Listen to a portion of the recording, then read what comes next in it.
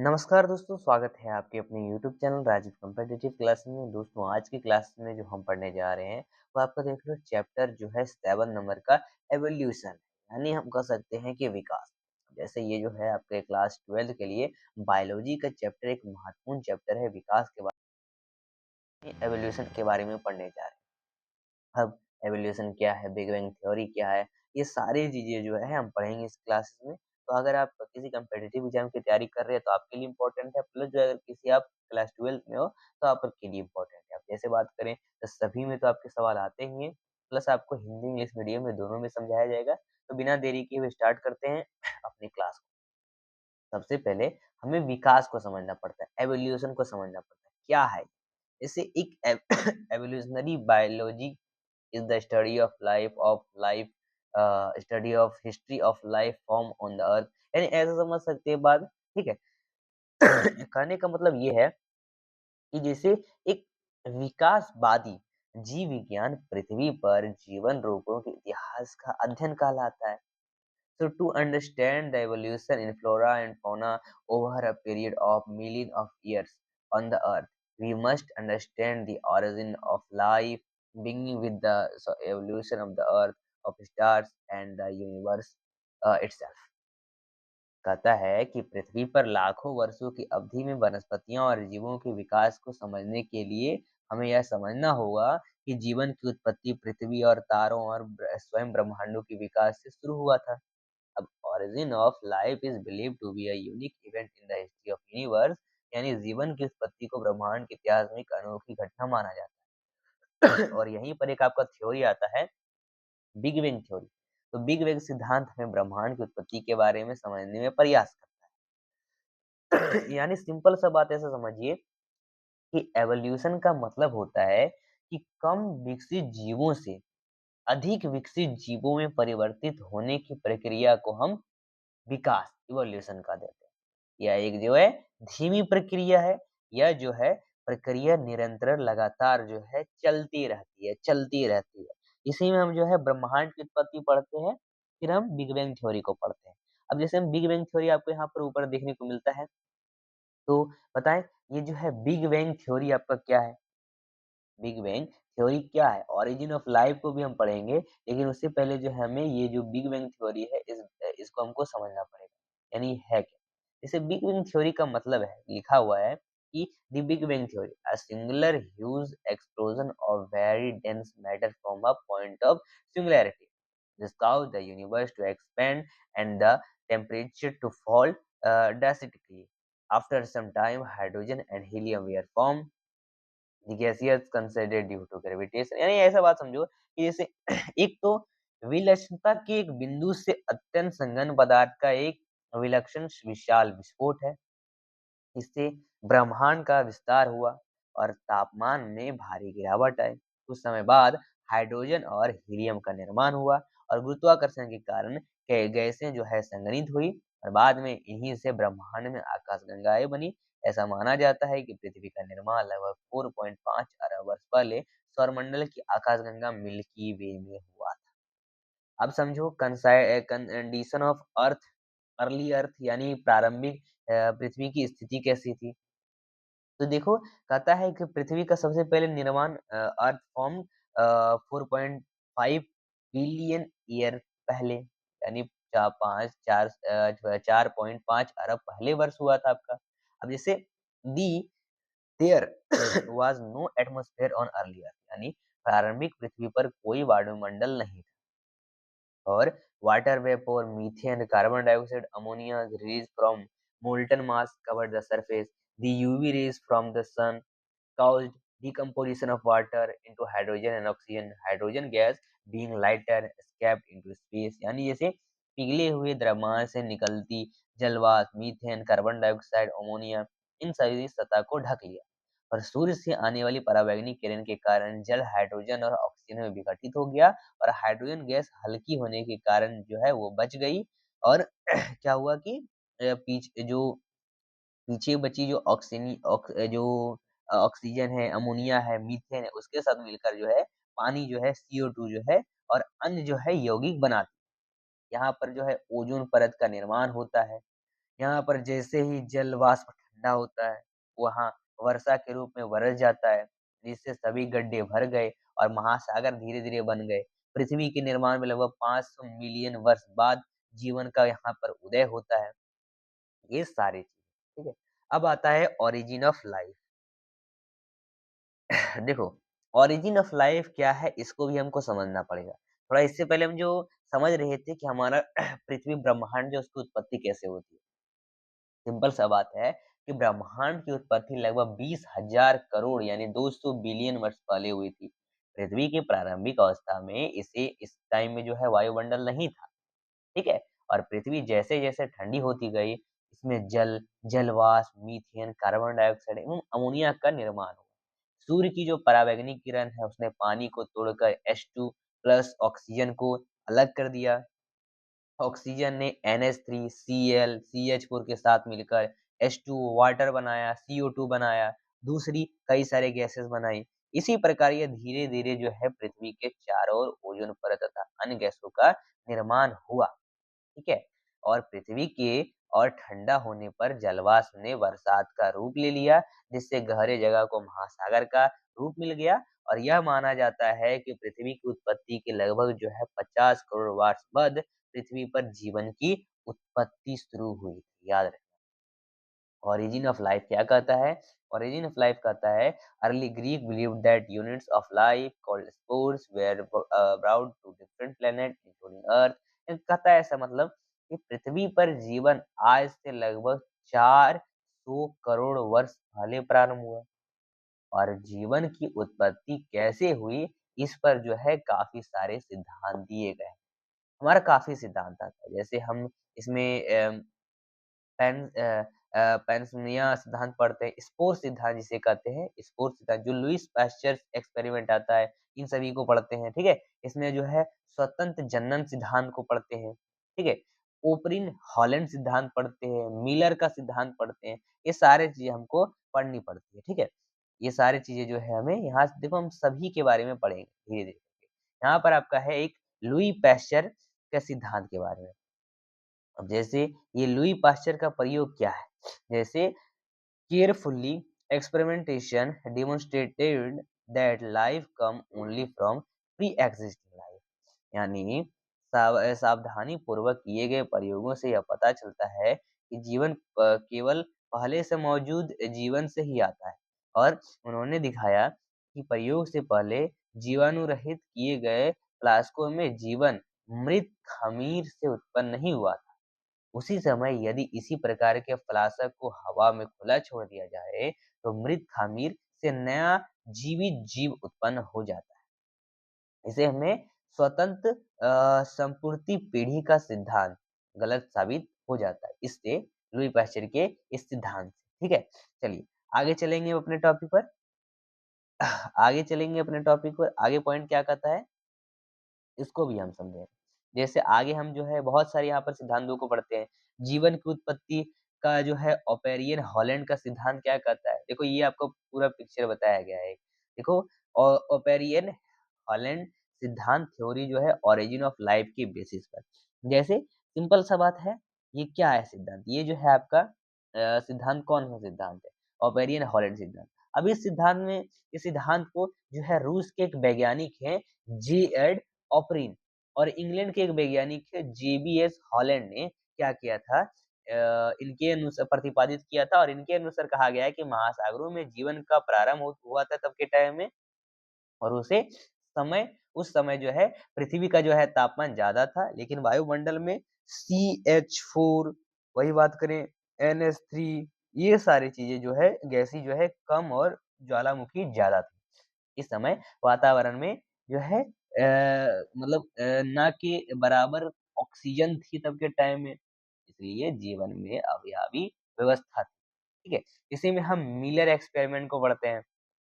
इस सिद्धांत में होता क्या है कि जो है इस सिद्धांत को मतलब इस सिद्धांत को हम सिंपल समझें एस.एल. मिलर ने लगभग 1935 में 1953 में जो है प्रतिपादित किया था, प्रयोग किया था, सिद्ध किया था। इन्होंने एक फ्लास्क में मीथेन, अमोनिया व हाइड्रोजन को रखा और उबलते हुए पानी के भाप के साथ ही 800 पर 2 टंगस्टन के इलेक्ट्रोड से सम स्पार्किंग कराया और इस जो इलेक्ट्रोड है उसको इन्होंने ऊर्जा के स्रोत के रूप में लिया और प्रयोगों के 18 दिन बाद फ्लास्क में जो द्रव्य पाया गया उसका विश्लेषण करने पर उसमें ग्लाइसिन, इलेक्नाइन व एस्फाइटिक अम्ल जैसे सरल अमीनो अम्ल पाए गए।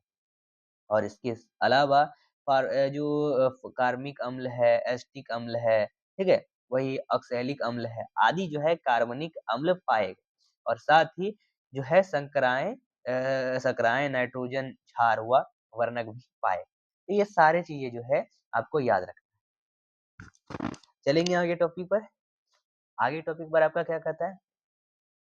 देखो, इसमें जो है काफ़ी सारे हम सिद्धांत को जो है पढ़ते हैं। इसमें हम जो है बहुत सारे सिद्धांत जो-जो आते हैं, इन सारे सिद्धांत को हमें पढ़ना पड़ता है। तो हम सारे सिद्धांत को अच्छे से डिटेल से पढ़ेंगे। यहाँ पर expectation of chemical evolution theory, evidence. अब ये जैसे क्या है? ये कौन-सा सिद्धांत?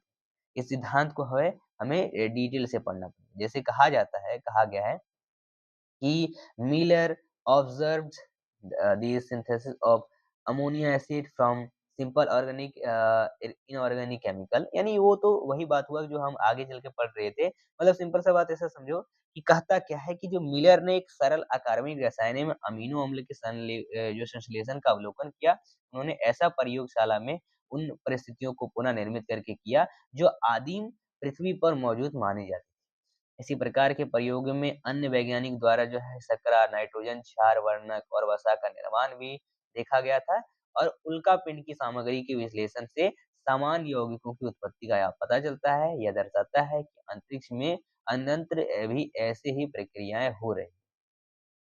Theory of origin of species by natural selection अब जो है प्राकृतिक चयन द्वारा प्रजातियों का उत्पत्ति का क्या होता है, ठीक है? उत्पत्ति का सिद्धांत क्या है? तो ये भी हमको पढ़ना पड़ता है, ठीक है? तो आइए, इसमें आपका कहा गया है कि in observation made during a sea वो क्या in a sail ship called HMS Beagle around the world.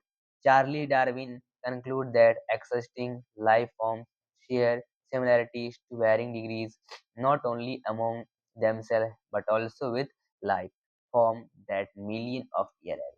Many such life forms don't exist anymore due to various reasons. There are been extensions of different life form in the past. There also have been the emergency of new form of life at different period of history of Earth. There has been gradual evolution of life.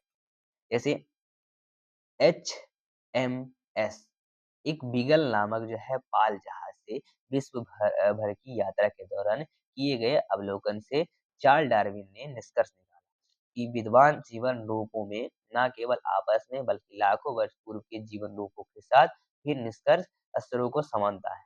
ऐसा कई जीवन रूप अब अवस्थित में नहीं है और विभिन्न कारणों से अतीत में विभिन्न जीव रूपों का विलोपन हुआ है।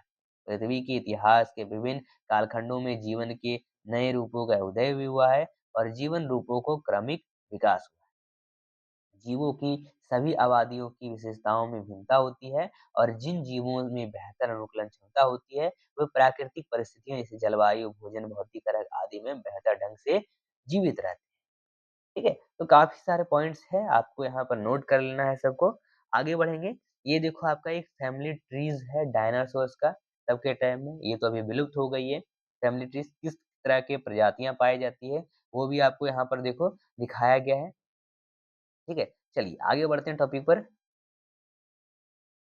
देखिए, अभी यहाँ पर आपको देखो मिल रहा है देखने को what are evidence for evolution अब जो है एविडेंस क्या-क्या है एवोल्यूशन के, तो यहाँ पर हम पढ़ते हैं पैलियोंटोलॉजिकल एविडेंस क्या है? इसका मतलब है पूरा पाषाण कालिक साक्ष्य, जैसे fossils are remain of hard parts of life form found in rock यानी जीवाश्म चट्टानों में पाए जाने वाले जीवन रूपों के कठोर भागों के अवशेष हैं। यहाँ पर डिफरेंट ईड rock sediment content fossil of different life form who probably died during the formation of the particular sediments यानी कि विभिन्न आयु वर्ग के चट्टान तलचट्टों में विभिन्न जीवन रूपों के जीवाश्म पाए जाते हैं जो संभवतः पृथ्वी के निर्माण के दौरान मर गए।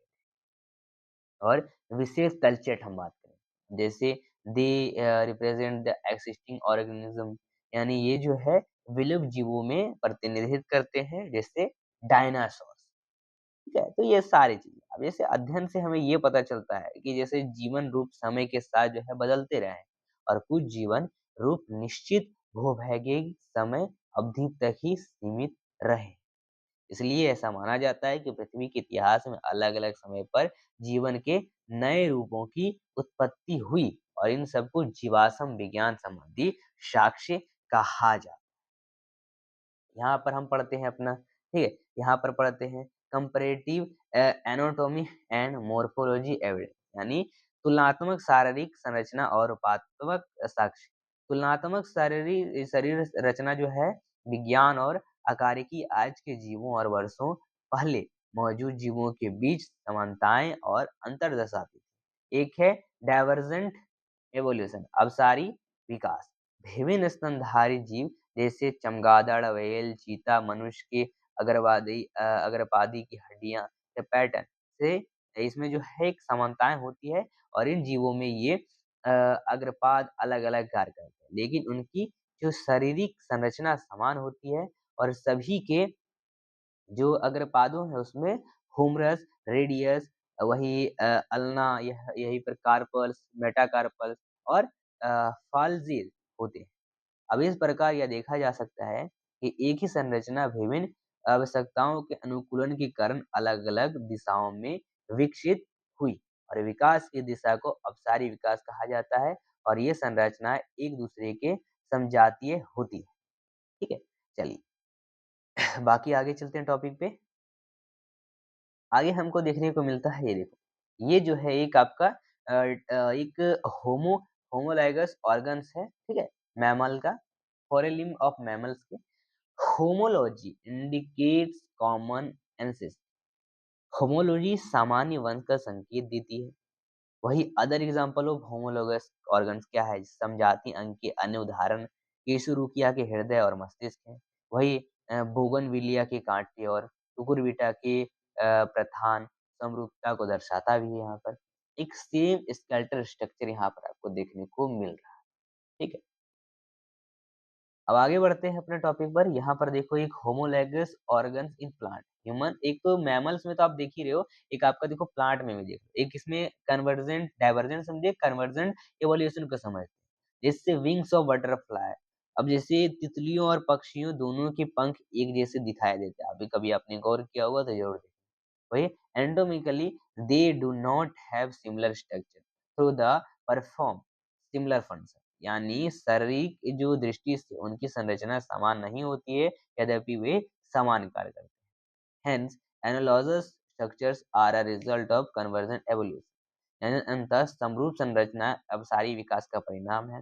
और विभिन्न जीवों की आंखें, जैसे स्तनधारियों के ऑक्टोपस की आंखें, वही पेंगुइन और डॉल्फिन के फ्लिपर्स, भोजन के भंडारों के लिए शकरकंद, यानी जिसे हम जड़ संशोधन कहते हैं, वही आलू तना संशोधन इसे कहते हैं। ये सारी चीजें आपको याद रखनी। स्वीट पोटैटो जड़ से होती है, पोटैटो जो तना के द्वारा मॉडिफाई होता है, मॉडिफिकेशन होता है इसका। तो ये सारी चीज़ें जो है आपको यहाँ पर पढ़नी है। ठीक है? चलिए, देखो हम ह्यूमन्स में भी एवोल्यूशन काफ़ी पढ़ते हैं। जैसे origin and evolution of man, जैसे मनुष्य की उत्पत्ति और विकास कैसे हुई? लगभग 15 मिलियन वर्ष पूर्व यहाँ पर डायोपिथेकस और रमापिथेकस जैसे प्राइमेट अवस्थित में, ठीक है, अस्तित्व में थे और वे दिखने और चलने में गोरिल्ला और चिंपैंजी जैसे प्रतीत होते थे, याद रखना। और जो रामापिथेकस है मनुष्य से अधिक मिलता-जुलता था, जबकि डायोपिथेकस जो वानरों हैं उससे अधिक मिलते-जुलते थे। और इथियोपिया और तंजानिया में मानव हड्डियां से मिलते-जुलते कुछ हड्डियों के जीवाश्म भी पाए गए। यहाँ पर कहा जाता है 2 म्या, म्या मतलब होता है मिलियन। 2 मिलियन वर्ष पहले हुआ क्या था? 2 मिलियन वर्ष पहले ऑस्ट्रेलोथिनिसिन जो मौजूद थे। वे जो है संभवतः पूर्वी अफ्रीकी घास के मैदान में रहते थे। वे शिकार के लिए पत्थर के हथियारों का इस्तेमाल करते थे। वे जो है मूलतः फल आधारित आहार लिया करते थे, ठीक है? So the first human-like organism was the hominid and was called Homo habilis, यानी कि पहला मानव जैसा जो जीव होमोनिड था और जैसे होमो हैबिलस कहा जाता था। मनुष्य की जो है मस्तिष्क की जो क्षमता है लगभग जो है 450 से 800 सीसी होती है। थी, तब के टाइम में थी, ठीक है इतना। और वे जो है पौधे आधारित आहार पर जीवित रहे और मांस नहीं खाए थे। यहाँ पर लगभग फॉसिल डिस्कवर इन जावा इन 1891, यानी 1891 में जावा में खोजा गया जीवाश्म अगले चरण यानी होमो इरेक्टस के प्रतीत होते थे। इनका विकास लगभग जो है 1.5 मिलियन वर्ष पूर्व हुआ था। इनका मस्तिष्क बड़ा था और इनकी लगभग जो है क्षमता जो है 900 सीसी। हम बता ये मांस खाया करते थे। वही आगे बात करें तो एक आपका आता है निएंडरथल मानव मैन। इसका जो है साइज जो है इनके ब्रेन का साइज जो है 400 सीसी तक। अब जैसे ये लगभग 1 लाख से 40,000 वर्ष पूर्व इनका जो है मध्य एशिया में ये लोग रहा करते थे और उन्होंने अपने शरीर की रक्षा के लिए जानवरों की खाल का उपयोग करना शुरू कर दिया और उनके मृतकों को दफनाना शुरू कर दिया। अब आते हैं हम होमो सेपियंस। जैसे अफ्रीका में उत्पन्न हुई महाद्वीपों के पार प्रवास कर गए तथा अलग-अलग नस्लें विकसित की गई थी। ये भी तो आपको पता ही होना चाहिए। यानी एक जगह तो कोई लोग रहेगा नहीं। अगर अफ्रीका के जंगलों में पैदा हुए तो ज़रूर है कि इधर-उधर भटकेंगे खाने खाने के लिए। ठीक है? जहाँ उनको ज़्यादा सुविधा मिली, वहाँ पर वो लोग धीरे-धीरे करके बस गए। और यहाँ पर कहा जा रहा है कि लगभग जो है 75 से 10,000 वर्ष पूर्व हिमयुग के दौरान आधुनिक होमो सेपियंस का उदय होता है। अब प्रौद्योगिक हाथी गुफा कला का विकास लगभग 18,000 वर्ष पूर्व हुआ और लगभग 10,000 वर्ष पहले कृषि का प्रचलन हुआ और मानव बस्तियां बसने लगी। यहाँ पर देखो काफ़ी सारे जो है किस-किस तरह से जो है होमो सेपियंस हम लोग बने, चिंपैंजी, एडल्ट चिंपैंजी, ह्यूमन, ठीक है? Baby chimpanzee, adult chimpanzee, human हम जो है धीरे-धीरे करके किस तरह से बने ये आपको दर्शाएगा। तो ये है प्रॉपर जो है एवोल्यूशन, इसका मतलब होता है एवोल्यूशन। प्लांटों में, पौधों में, हम लोग में एवोल्यूशन, जानवरों में एवोल्यूशन, ये सारी चीज़ें इस चैप्टर में हमको पढ़नी पड़ती है। आखिर आपने समझ चुके हैं, पढ़ चुके हैं? तो लास्ट यही रहेगा अगर ये वीडियो आपको पसंद आई वीडियो को लाइक करिए, शेयर करिए, चैनल को सब्सक्राइब करिए। मिलते हैं फिर अगले बायोलॉजी के क्लास के साथ। सब्सक्राइब करिए। धन्यवाद।